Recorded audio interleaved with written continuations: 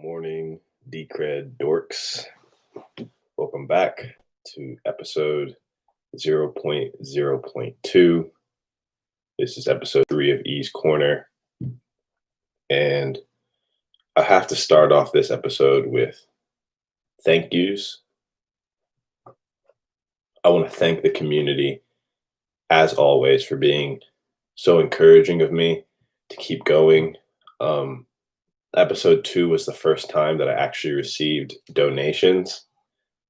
I do this live recording podcast in part because I am trying to save up for a Decred ticket. The other part is that this is just really the only outlet I have to just be intellectually curious about Decred and crypto projects. And I think many in the community don't know that I actually live record these episodes on my YouTube channel, and then I post them later on as podcasts. So I want to just encourage people to go to my YouTube channel. E's Corner is what I call this series. I think it's forked over to Staked Podcast. I'm focusing very heavy on Decred right now, but in the future, E's Corner will not just be about Decred, but Staked Podcast will always just be about Decred. And today, we are going to be talking about the Constitution. I have my Miss Kitty coffee mug here. You guys can see it in the video. Gotta love my great value coffee from Walmart. That's how we do it here in Oklahoma, guys. We ain't bougie in Oklahoma. Also got my Chobani. It's 4 a.m. or actually it's 4:32 now. It was 4 a.m. when I woke up. It took me a little longer to get started on this podcast today, but the audio sounded really good last time. I'm very excited about that. I think this mic is actually working, so we're going to stick with it. Hopefully it just keeps going. A lot going on in the Decred world, a lot going on in the crypto world, a lot going on in markets as well. I'm just going to pull up Decred Block Explorer real quick. bcrdata.decred.org. We are currently at proposed block number 482,996, 482,996. The current Decred ticket price is 146.31. There is 50.74% of circulating Decred locked up in tickets that is being staked. That's about 6 million. The voting reward is still at 0.86. And the hash rate is at 422 petahashes. And the exchange rate of Decred is at 13.56 with a total coin supply of 11,976,954. I'm going to blow my nose real quick.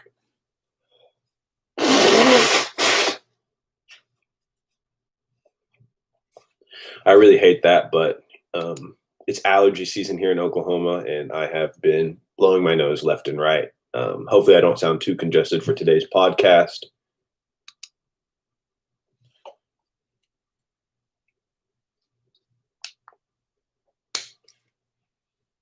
It was an interesting week this week, post episode 2 release. Decred was trading at one time around $16 earlier this week and then took a dip down. And I noticed on social media, a lot of people were talking about now is a great time to buy. I've been seeing a lot of charts that seem to suggest, and I'm not a TA guy, but seem to suggest that there could be a very bullish move coming soon. I don't know how true that is, but I do think that anyone who is new to Decred or who's just learning about this podcast or new to cryptocurrencies in general, I started buying Decred it was over a year ago. But the first time I bought Decred, it was at $15. I've watched it go up to $13, and and fluctuate basically in between 30 and 15 for the last year and a half or so. And I mean, I was buying this weekend.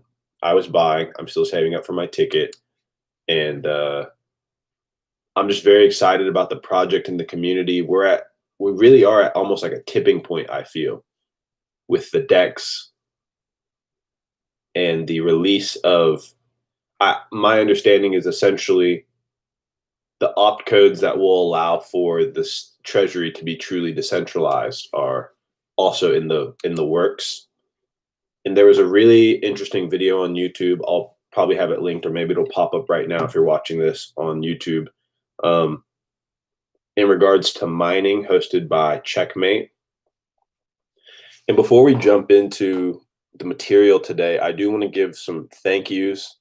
Again, thank you to everyone who has given me some Atom tips. I want to encourage everyone to just tip, 10 million atoms is $2, less than $2 right now, and it goes a long ways for me. It really helps me and it encourages me.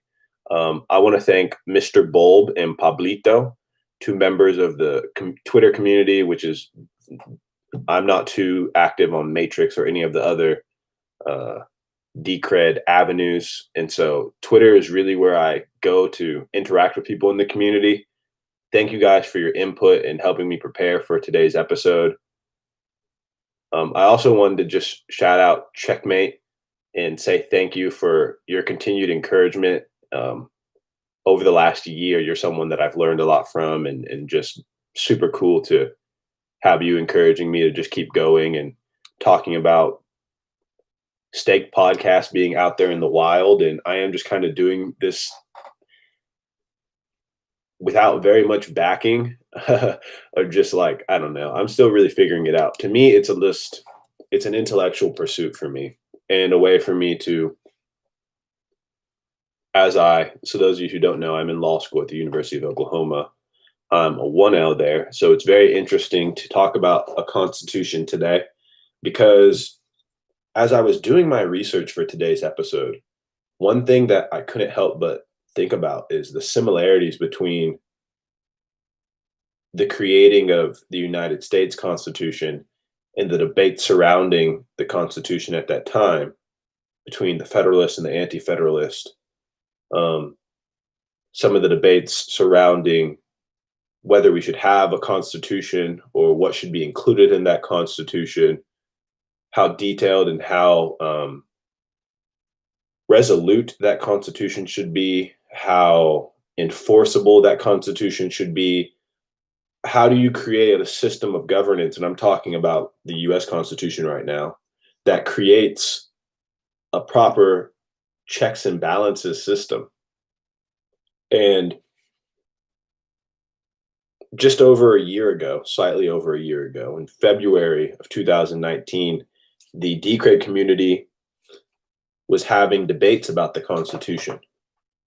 One thing I couldn't really find in my research is an understanding of when the Constitution when the genesis idea of the Constitution began. But from what I parsed together, it seems as though constitutions, that it was always there from the beginning, essentially. That when the community launched and the coin launched, the Constitution was always part of it. I'm really hating having to blow my nose on mic, but I have to do it or else I won't be able to talk.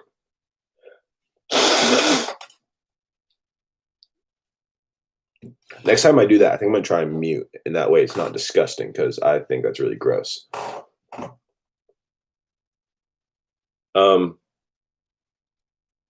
Yeah, so the Constitution was there from the beginning. And at one point, it included some language about assemblies and committees. And it's been revised since, as recent as a year ago. And I remember when I first learned about Decred, I was kind of put off by the Constitution. I remember just being like, this doesn't seem very indicative of decentralization, right? Like, one thing about Bitcoin is that it's very anarchic. Yeah, that's the right word. There really are no rules, and there's no set of rules, but there is rules, though. And that's what you learn as you are in the project more and more, is that there is an informal set of governance. Someone has to change the code. Someone has to sign blocks. Someone has to decide what what will get added to the project and what updates will get made and what won't get added to the project. And I think a constitution seems at first glance to be anti-cypherpunk, but the more you stay in the crypto project, the more you really think about this issue, you realize that it's not actually anti-cypherpunk. It's actually very individual freedom enabling, and it helps not only create a set of guided values, but it also allows people who are coming into Decred get up to speed on what they're getting into, right? And this is very important because crypto projects as being um, I've always talked about crypto projects as being kind of like individual states, nation states, digital nation states. And I still believe this is a very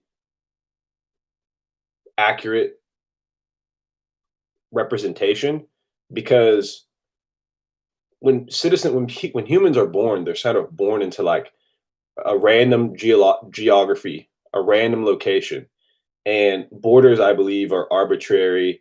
And I mean, if you believe in property rights, I believe it's hard to kind of to go from individual property rights to nation states and preventing people from freely traveling onto your land. But one thing that I like about the internet is that it has created um, more accessibility to not only information, but now also trade because you're able to send value over the internet and no one could stop you. And I believe that as these blockchain projects continue to grow, that and people start to get a better understanding that many of these protocols will be viewed as kind of digital nation states.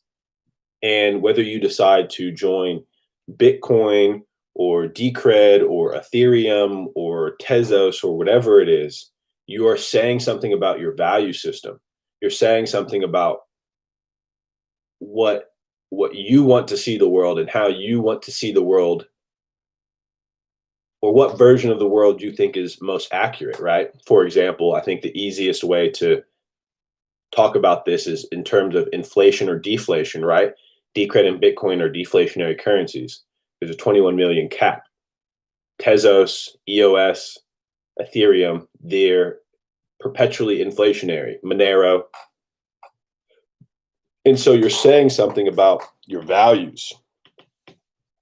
You're saying something about the version of the world you want to live in. And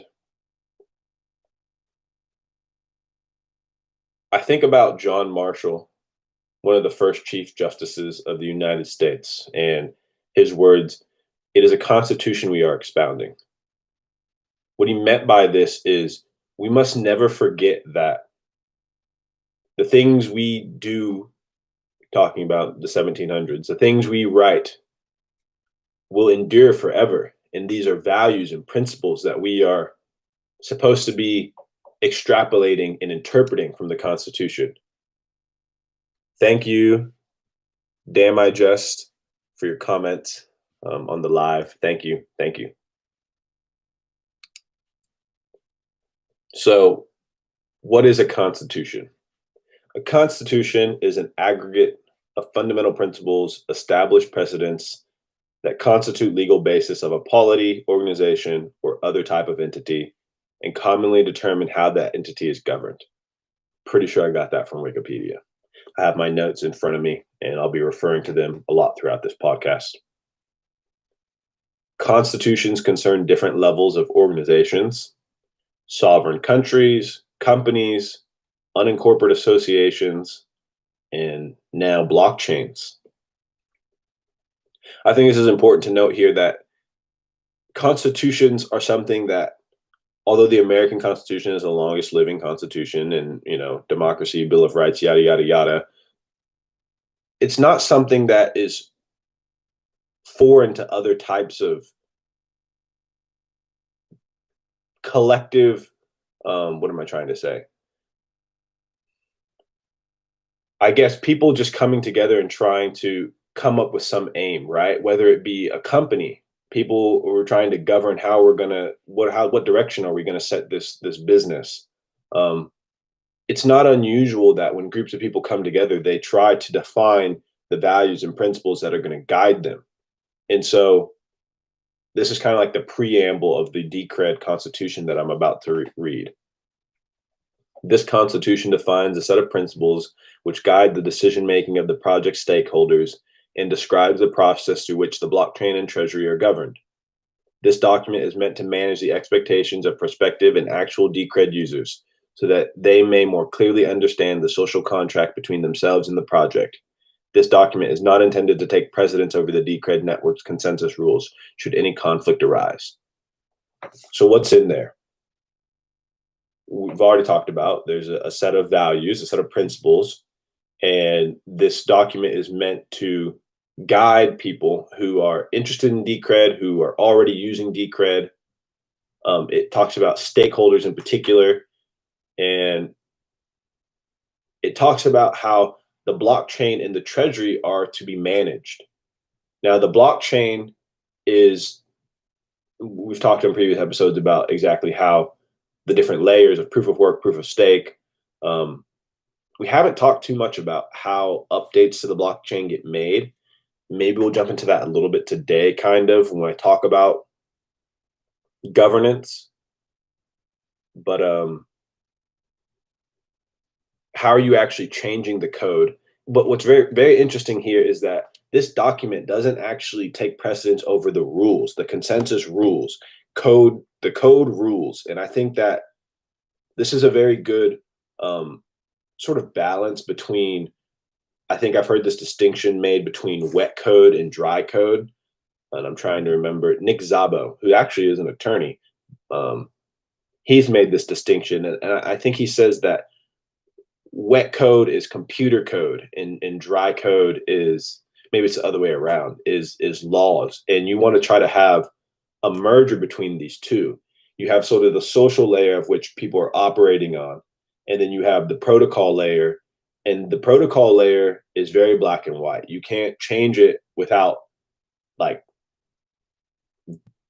well, in Decred's case, you can't change it without a majority vote of the stakeholders. Actually, it's larger than a majority vote of the stakeholders. And so I think what I'm getting at here is there's this nice checks and balance system throughout Decred, even from the social layer to the actual protocol layer. And I think that helps drive the project towards a sustainable future, right? Because that was the thing, as we talked about in episode 1, sort of like the history of Decred, right? Part of what Jake Yoakum-Pyatt and Company Zero and team, what they saw issues with Bitcoin was the uncertainty of the future and the uncertainty of how are things going to get updated and how are we going to coordinate on the social layer? Something Bitcoin still struggles with today, something we're seeing Ethereum struggle with immensely today. And so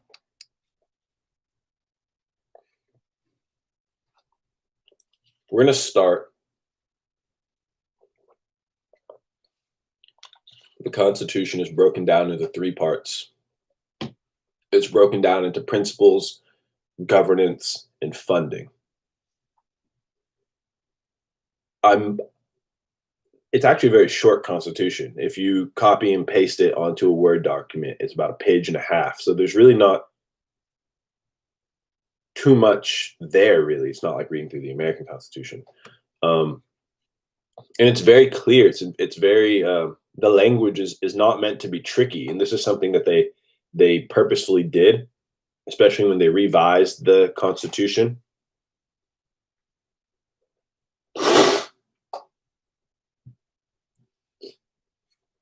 And revising of constitutions is not something that's unusual, right? Like the American Constitution gets amended, not incredibly often, but early on in our history, it was. And it's interesting to think about that we are kind of the pioneers of these digital economies, and future generations will go back and think about and and be curious about the debates that took place. And it's important that we document exactly why the decisions were made and talk about why fixed supply is important. Um, because we live in the era of money printer go burr. But let's just jump into these principles one by one and talk about them.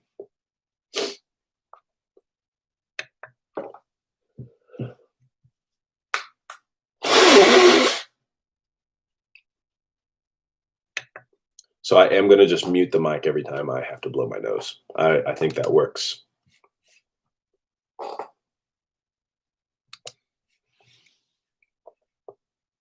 Principle number one, free and open source software. All software developed as part of Decred shall be free and open source software.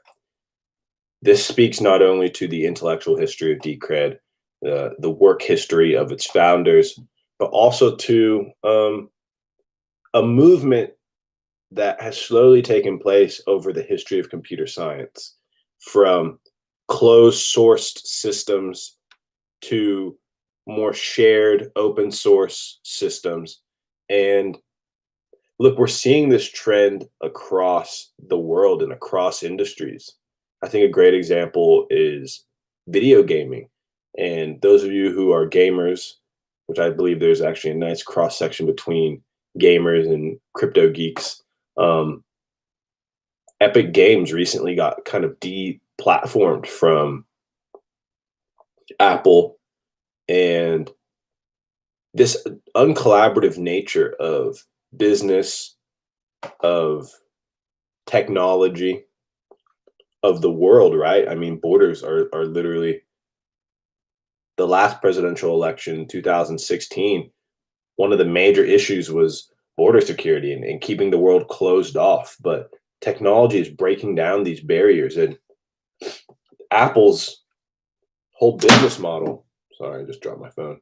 Apple's business model was kind of like dictated on the idea that they would create hardware and make it interoperable, but make sure that they had their own operating system, that they had their own development, own like language for development, own platform for development, and that it would be walled gardens.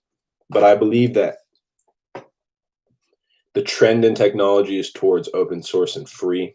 And I think that the fact that Decred kind of stakes a flag as not necessarily the first, I mean, like there's obviously like Unix and things that there's a long history of open source and free software, but it's good that Decred is of that lineage. And I think Bitcoin and Decred actually do mark kind of like this changing point. But free speech and consideration. Everyone has the right to communicate opinions and ideas without fear of censorship. Consideration shall be given to all constructive speech that is based in fact and reason. This again goes back to the history of Bitcoin, where Roger Ver, who forked and kind of made Bitcoin Cash, he always talked about being censored on the Bitcoin Talk forum and in the Reddit Bitcoins and things of that nature. And in Politeia, the way the system works is when you write something, it actually gets kind of like there's like I think Merkle root is actually the right word, but essentially it gets time stamped and put into the blockchain, so that what you said, you can prove that you said it. Um, you can prove that you've said it, and your speech won't get censored, and your ideas won't get censored, and so you don't have the situation where someone's putting out an idea, but then the person who runs the Reddit is taking down your comments, and now your ideas don't get a voice. Multi-stakeholder inclusivity. Inclusivity represents a multi-stakeholder system, and an active effort shall be maintained to include a diverse set of views and users.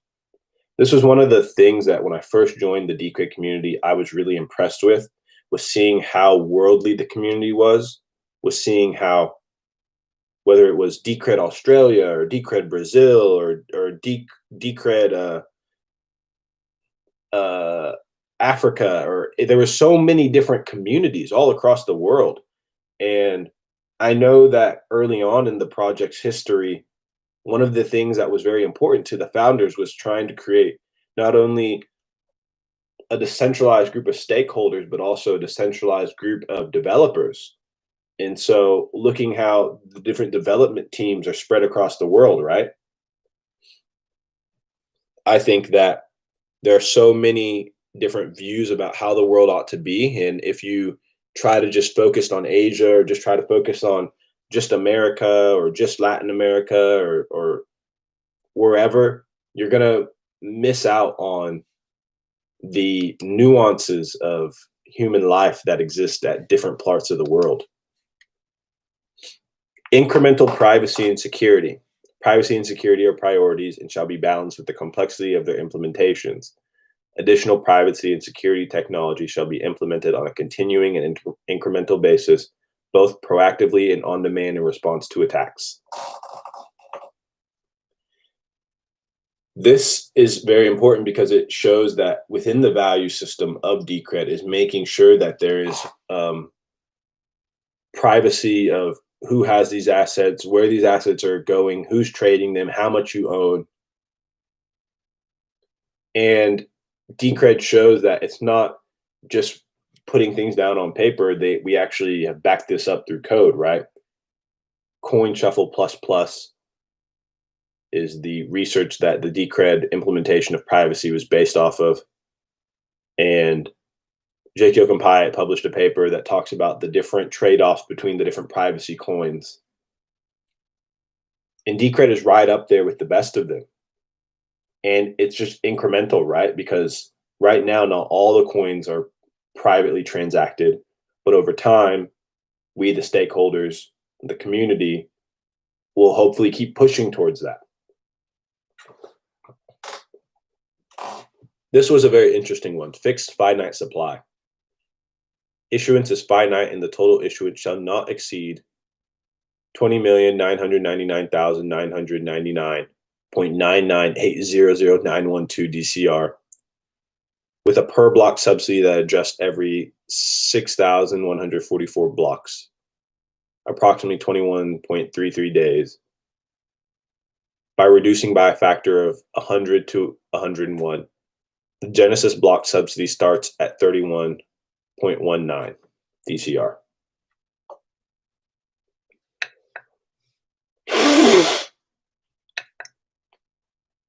As I was doing my research, Mr. Bulb, he suggested I go back and look at the Bitcoin Talk forums. It was very interesting to see Taco Time talking about the adjustment of the issuance. And he wanted to start the block subsidy at 50 DCR. And he talks about when he created his formula of how the issuance would decrease over time. With Bitcoin, we all know every 4 years things get cut in half. He came up with a formula that he said, the details of it I really couldn't understand, to be honest, and wasn't going to try super hard to understand. But one thing I did take away was that he created a model that he said people in finance would understand as mimicking compound interest. And so I found that to be very interesting because one of the value propositions of Decred is that as a stakeholder, you sacrifice liquidity in return for interest. And I've heard people in the community talk about this as sort of like a reversion to old school banking. I remember when I was a young boy, when I first set up a bank account, I'm pretty sure the interest rates in the United States were like 4 or 5%. And that was like really good. Like you put your money in a savings account and you get 4%. And now you get less than 1% in a savings account. And so knowing that there's a safe place to put your money and have your money work for you without taking great risk is, I think, like a fundamental part of building a financial system. And it's really great that Decred has that built into the protocol. The fixed finite supply, that one was very interesting because it was debated. And it seems like overwhelming majority of participants in the system kind of recognize that the moment we go away from a fixed supply, like a large portion of the community would probably just be out and they would, but anyways, there has been debate even as recent as 2019 about whether that should be part of the constitution or not. Because as a protocol who's able to adapt, some people have argued that, maybe in 100 years, whenever the block subsidy starts running out, we might want to turn to a model that's similar to Monero with like a tail emission.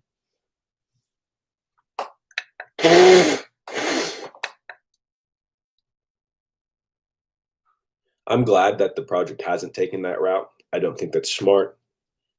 And I believe that the legacy stakeholders, the OGs, the founders, I think this would be like getting rid of the finite supply would be like getting rid of the right to bear arms in the United States. It's just like so much a part of the ethos of why we exist to begin with, and the freedom of speech, right? Getting rid of freedom of speech is probably a better one. It just runs against the whole purpose of Decred. Universal fungibility. This is one of the last things. Universal fungibility is fundamental to Decred, being a store of value, and attacks against it shall be actively monitored and countermeasures pursued as necessary. It's important that in a world of blockchain governance, in a world of surveillance, blockchain for surveillance, that nation state actors and other interests not be able to know because in Bitcoin, kind of what's happening is you have like two classes of Bitcoin almost. You have like the KYC Bitcoin and the non-KYC Bitcoin. And we'll see how it plays out long term, but it's important that Decred acknowledges that we want our tokens to be fungible completely. We want no one to be able to differentiate between the tokens. We're going to move on now to blockchain governance. Governance of the network occurs directly through the blockchain via hybridization of blocks' proof of work with its proof of stake voters. Proof of stake voters, also known as stakeholders, can effectively override proof of work contributors, known as miners, if 50% or more of the stakeholders vote against a particular block created by a miner. I see this as being very akin to how the House votes and then the Senate votes and then it gets approved by the president, right? It's kind of like that checks and balances system, which I find to be very valuable. And I'm not saying that, Decred has copied the Constitution or that the American Constitution is the right way to do things. What I'm saying is that the reason that certain constitutions endure is because of checks and balances, is because for important decisions, it requires a lot of approval. Things move slowly, but move fast when they need to. And it's about not allowing one group to have too much power. And Decred has, I believe, hit a very, very sweet spot in terms of, especially in terms of issuance. But that's, maybe talk about that here in a little bit as we get more into these blockchain governance constitutional bullet points.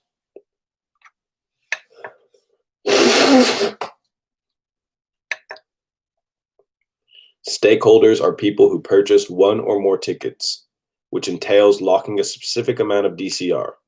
The amount of DCR that must be locked, also known as the ticket pool, fluctuates as the system targets 40,960 tickets in the live pool. So I have never bought a ticket. And when I first got into Decred, I was talking with my friend Murad, and one of my first complaints was that I felt that the ticket pool and the ticket system was oligarchic in a way, that it created sort of two classes of citizens within Bitcoin, within Decred. And this is not untrue. And more so, this is not, this is the same issue that the constitutional framers wrestled with, which was that if you allow tyranny of the majority, right? If you allow tyranny of the one thing that the framers of the Constitution were concerned about was that 51% of the people would vote on something and take away the rights of 49% of the people, that they would like strong arm them because they had the majority. Tyranny of the majority is what it was called. Particularly property owners and people who owned slaves were concerned that these things were going to be taken from them. And there is a balance of interest between property owners in society and those who don't have, or maybe even a good way to look at it right now in the context of America is people who own assets and people who don't, because they're going to have different interests. They're going to have different things that are valuable to them, that's important to them. And I'm saying all this just to say, I used to be very turned off by the tickets. I felt that it would lead to ticket centralization. Those who got in early were going to perpetually have a lot of tickets. And I've since now come to believe that this is probably not true, that as time goes on, these tickets, they re-enter into the pool and you have more, it's very incremental, right? Like when I first got into Decred, a ticket cost less than $100. Now ticket cost, what I say in the beginning, I can't remember, 146 Decred. Yeah, so when I first got into Decred, a ticket cost 100 Decred. And I was like, okay, I'm saving up for that. I've passed 100 Decred now. I don't have 146. But the point that I'm getting at is that as you sort of get more Decred and you have more skin in the game, as it were, eventually one of those 40,000 tickets is going to be mine. And there'll be other people who enter the community and who build up a stake. And these people, they should have a say because they put their savings into this thing and they should have governance over decision making. But what's important here is that anyone is allowed to participate. Anyone is allowed to come in and try to become a ticket holder. It's not like and that was what was one thing about the framers when they came with the Constitution was we wanted to make sure that anyone was allowed to become the president or who was allowed to run for Congress, right? Anyone's allowed to play the game. This is what makes the system still open and still, I guess, democratic in its values, is that it doesn't exclude people. It doesn't say, no, no, no, no, no, you're not allowed to have any say over this. Now you might have to work for it, right? And the other beautiful thing about the Decred community and the way things work is that anyone can put their skill, their time, their labor and try to become valuable to the community, which is essentially what I've done. And you could try to become a contractor, or you can, become a podcaster or write articles, right? And people in this community, they are very generous. They do want Decred to be used as something that is helping people create a better life for themselves, protect their wealth, actually do business, right? And so there's also been talks to make sure that in the future tickets can be bought, like tickets can be split. So maybe at some point in the future, 150 Decred is like way out of the reach for the average person. However, if you split that ticket amongst, let's say, 150 people who all own one Decred, well, they all just get to have their voice inputted in proportionate to amount of skin in the game they have, amount of skin in the game they have. And I believe that's very fair. Each block, 5 tickets. We're moving on to bullet point. Oh. Hold on, guys.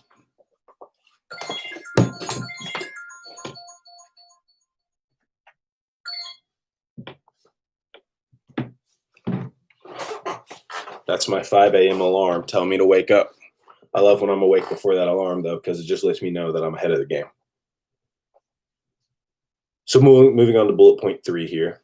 In each block, 5 tickets are called to vote, determined by a lottery system. When a ticket is called, a nominated wallet must actively respond with a vote. For a block to be accepted by the network, it must include votes from at least 3 of the 5 tickets called. The blockchain cannot be extended without an active participation of stakeholders. This is just kind of talking about how the protocol works here. This is for someone who comes in, they have no idea. They're like, okay, well, what's with these tickets, right? So now the person knows, all right, every block there's going to be 5 tickets. At least 3 of the 5 people have to vote. And if they approve this block, then it gets added. And if it doesn't, well, then we move on and we wait for another block to come, and we wait for the people to vote.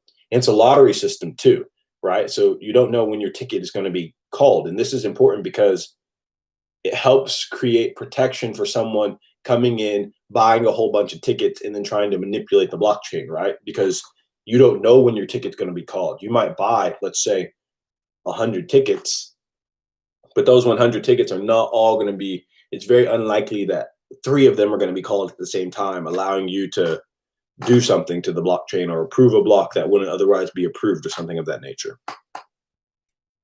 Stakeholders must wait an average of 28 days to vote their tickets, and during this time, the DCR used to purchase the ticket remains locked. We've talked about that. The wait may be much longer or shorter than the average of 28 days because the ticket selection process is pseudo-random. Tickets expire after 40,960 blocks, approximately 142 days, if they have not been called to the vote.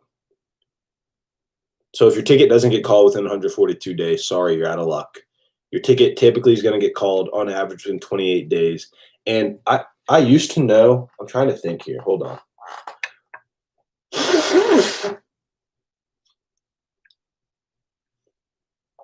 I took statistics in college, and there is a certain distribution. I forgot what it's called, but it occurs like very like naturally a lot in nature. And my understanding is that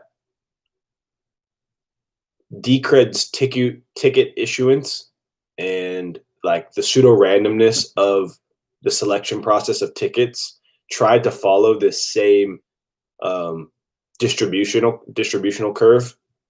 And maybe at some point I'll remember what it's called, but if someone else knows, maybe you can tell me in the comments or let me know on Twitter, sort of how was that distribution chosen? I know there was like a certain, anyways.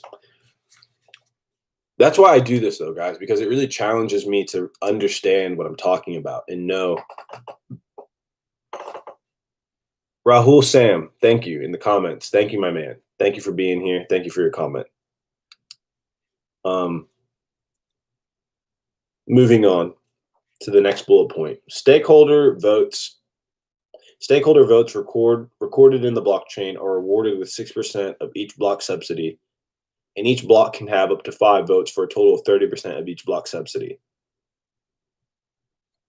So with each block, as someone who locks up their Decred, sacrifices liquidity, part of the reward you're going to get is 6% of the block reward subsidy. And to me, this is very fair because as someone who buys a ticket and locks up their Decred, and when you do this, right, you're also having to cast votes, and you're sort of creating the rules that which Decred will operate by. And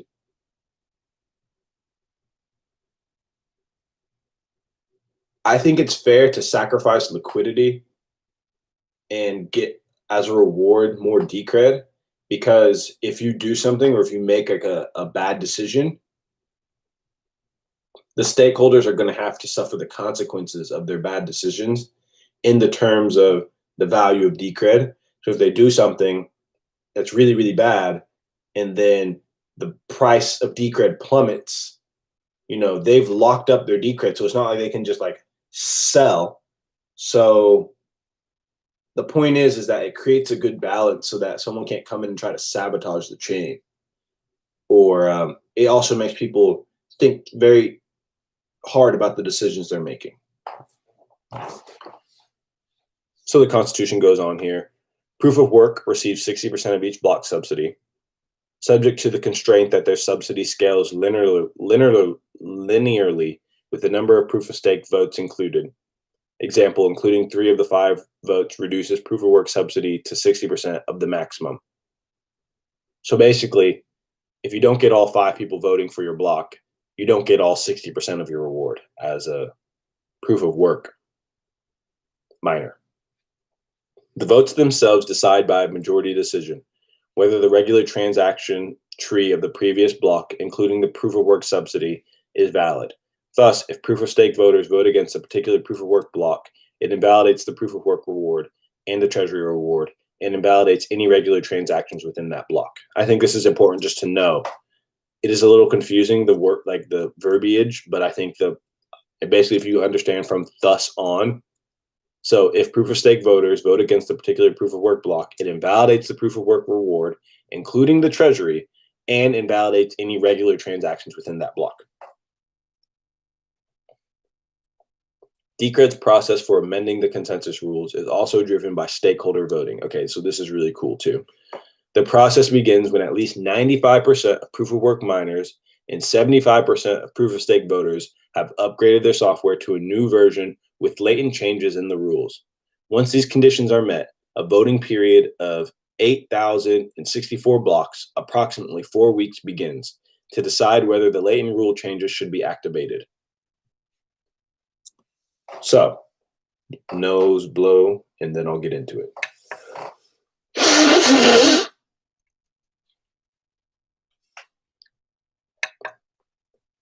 What this is saying is that in order for consensus rules to change, not only do you have to get a substantial amount of proof of work miners who have a lot of skin in the game because they purchased ASICs, they're burning electricity, 95% of them. You also have to get 75% of the proof of stake voters.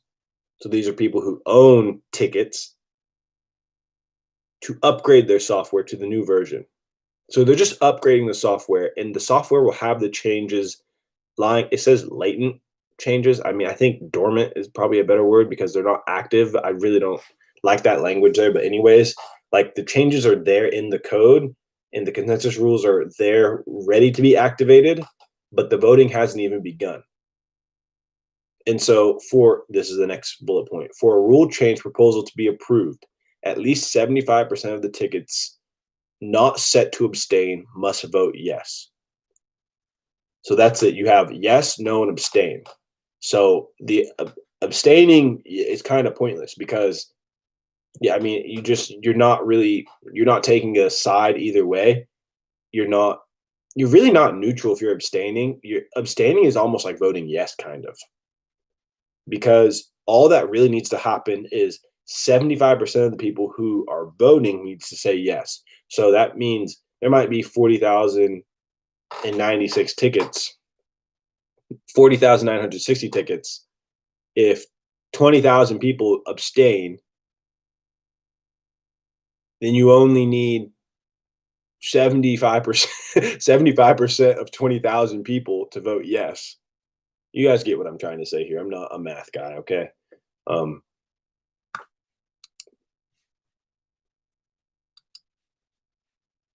If this requirement is met and a quorum of 10% tickets voting yes or no is achieved, then the rule change will be activated 4 weeks later. So this is important to understand how the mechanics, and I think that this gets kind of like in the Constitution where it talks about you have to have a quorum and you have to have a plurality and you have to have a majority and this majority. It's just kind of deciding. And what I like about the Decred system is that it also protects against the Decred system also protects against tyranny of the majority. It does take more than just 51% to make a change. You really have to get a lot of people to approve something.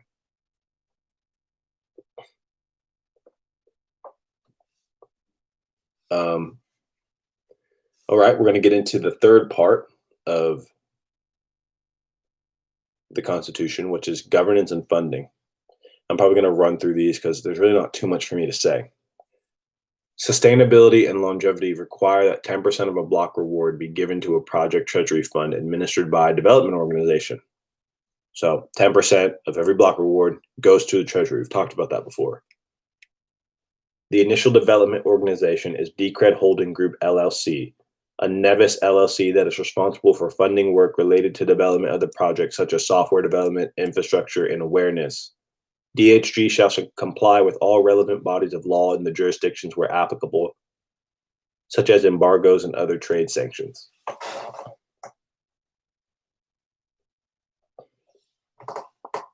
That's language that will probably over time be taken out once the Treasury is decentralized, right? But I think this is really just to kind of protect themselves, because Decred doesn't give a shit about jurisdictions. Anyone can use the protocol. Doesn't matter where you are. Your address isn't associated with your geographic location. And this is one of the things we like about Decred. The project aims to transition to a decentralized autonomous organization which controls the disbursement of Treasury funds. This is kind of important, and I just want to note here, part of why I've really actually decided to do this podcast as well is because one of my legal interests is in DAO law, which as I've gone through my first year, like when I first got into it, I was like, oh, being a crypto lawyer, that'll be dope. But the more you learn about the law, the more you realize like being a quote unquote crypto lawyer is kind of dumb. And for the most part, like the way you would really be helping your clients would just be like telling them that what they're doing is illegal, but that they should do it anyways, or that they're going to do it anyways, right? I'm not telling them they should, but just being like, oh yeah, like, no, you can't launch that security without it being regulated, but shit, that's just my legal opinion. And then they're going to do it anyways, right? So it doesn't really matter. But DAO law to me is super, super interesting. And I haven't even gotten into like corporations and securities law or anything like that. I'm in like the 1L classes. But even as I take civil procedures and I learn about who has jurisdiction over a company, what court is allowed to summon you to their court, and does that summoning have any weight, right? Like things are about to get really, really, really weird when it comes to DAOs, because how do you, if a DAO does something or a DAO issues money, let's say Decred DAO decided that we wanted to fund a terrorist group. Well, who are you going to call? Who are you going to call? Who's the US government going to call to try to get them to stop? Because it's a whole bunch of stakeholders who are anonymous, distributed across the globe. So who's responsible? And I think that DAO law will be a very, very interesting area of law, and it's something I'm excited about. But for as long as Decred Holding Group it has responsibility for managing the Treasury, i.e. until control is fully decentralized, it holds a veto that can be exercised if it felt that following through with the decision would put the project, the DHG corporate entity, or DHG's managers in jeopardy. So essentially what that part is saying that, yeah, we're not going to fund terrorist groups for now. That's essentially what that's saying. Politeia proposals are the mechanisms through which stakeholders make policy decisions and approve programs of work. Politeia proposals must be approved by at least 60% of tickets that vote, and at least 20% of the eligible tickets must participate in the vote. The default voting period is 1 week. I, admittedly, have not messed around in Politeia too much. I haven't. I have been a silent Decred, like, atom stacker. That's what I've been doing for the last year and a half. I haven't tried to get too involved in the community. I've just been minding my business, just trying to get my US dollars into a different asset, slowly but surely. I'm not just dumping all my money in. You know, I have bills I have to pay. And crypto is volatile. But the point I'm getting at is that I really can't speak too much about Politeia, but that's part of why I'm doing this whole thing too, is because I want to keep learning. And I do know that at some point I will do a video about Politeia. And maybe that's what I just have to force myself to do with this next episode. But I would really like to do, and this is kind of just a plug for the next episode. I've been thinking about doing like a why Decred sort of thing, or like my favorite, like what is the value proposition of Decred? And I've been also thinking about trying to invite someone on who I think is a little bit more poetic and probably has a better grasp of the investment thesis. That's what it is, the investment thesis of Decred. So let me know what you guys think, if you think that's a good episode. If you think I should structure it like a pro and con, should I do a pro episode and a con episode? Should I just do them both together in one episode? Would love some feedback. Decred contractors are individuals and corporations who work on their project under an agreement that they are compensated for their work. Decred contractors are autonomous. They cannot be managed directly by stakeholders. Through Politeia, stakeholders can approve or reject programs of work as performed by specific contractors, but they cannot mandate that workers take certain actions.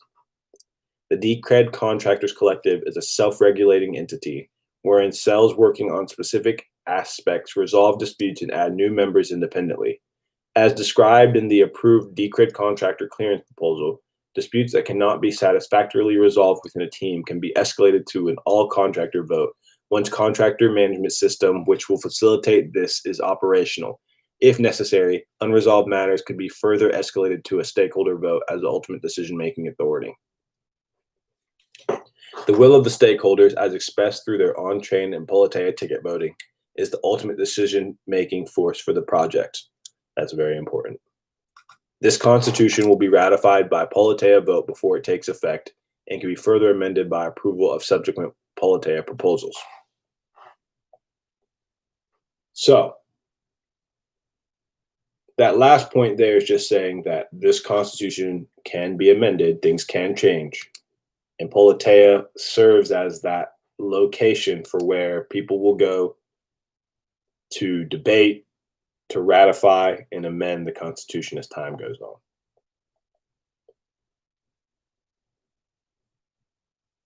So now that we've gone over the Constitution, how would we define the Decred system of governance? Well, there are a couple of articles I read this week in preparing for today. A couple of things I want to talk about. The first article was written by Noah. He's well known in the Decred community. And he wrote an article called Decred's Governance is a Kyphocracy. He explains that democracy comes from the Latin word demos, meaning people, and kratos, meaning power. And he says, word cyphocracy is derived from two words, cypherpunk, meaning people who advocate the use of strong cryptography and privacy-enhancing technologies as a route for social and political change, and kratos, meaning power. If democracy means power to the people, our governance system means power to cypherpunks. The cypherpunk community has developed many of the technologies that empower Decred. Most of our community members can be typified as cypherpunks. Our project is based on sound cryptography and open source community-based decision-making. To facilitate the decision-making process, Decrypt has developed a unique hybrid consensus system with on-chain consensus voting. Furthermore, we will introduce a public proposal system through which everyone has access to development funding. Together, we decide on the future of our currency. I like this term. I like it. It's definitely a mouthful. I don't know if it actually accurately is like, I don't know if it's really the same thing as calling something a democracy, calling it a kyphocracy. But I think what Noah's getting at here is there's a truth in here, which is that Decred has these cypherpunk roots, and Decred uses cryptography to create more fair games and to create more freedom-enabling technologies, whether that be through privacy, whether that be through a DEX, whether that be through Lightning implementation, which will allow for cheaper transactions and more transactions. I guess maybe the word kyphocracy is correct then, because it's using these technologies, these cypherpunk technologies and ideas to empower the people.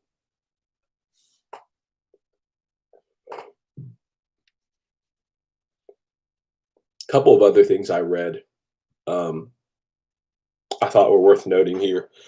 Leslie Ankeny, something like that. She wrote an article in Forbes titled "Who Should Hold Power? Decred Governance and What It Means for Investors."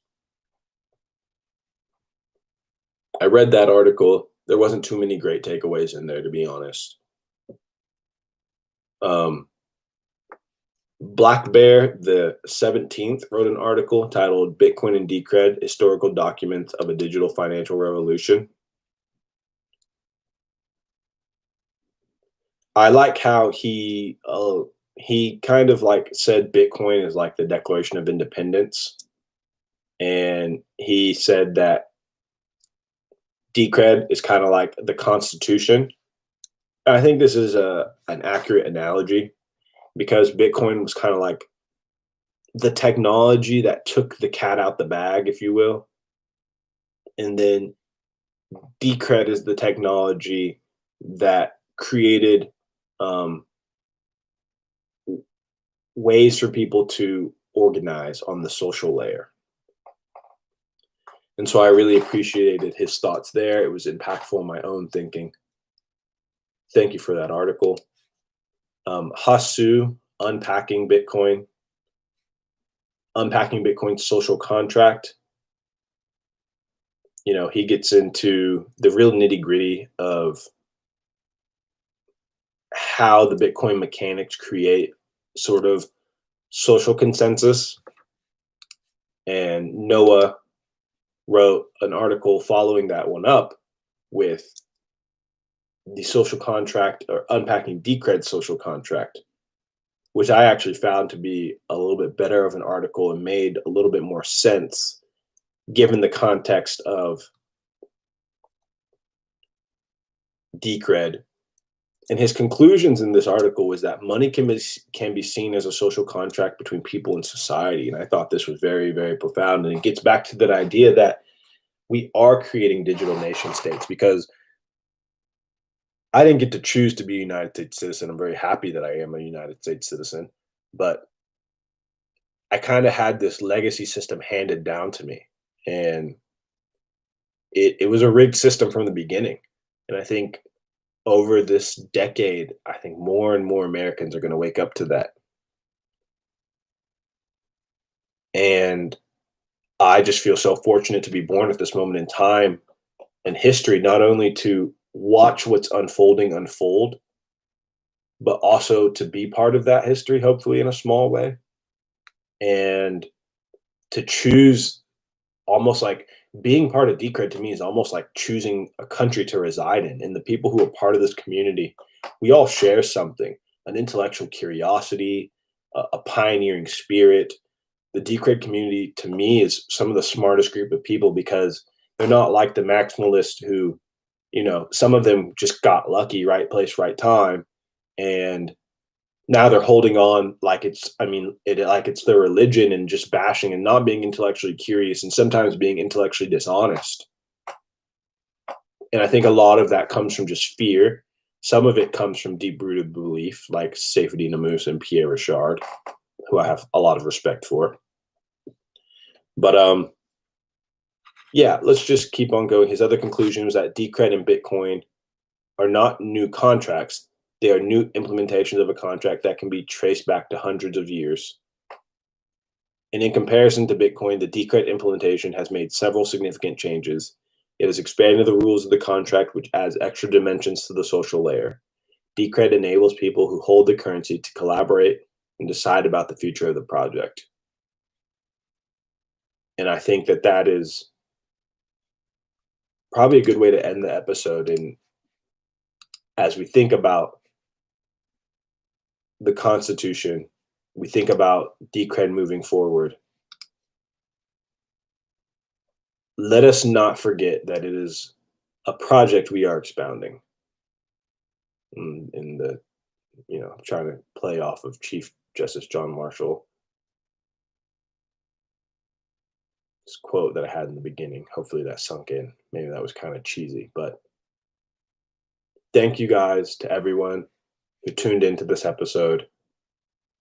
Please like, subscribe, rate the podcast on however you're listening to it, because I want this to be a top rated podcast.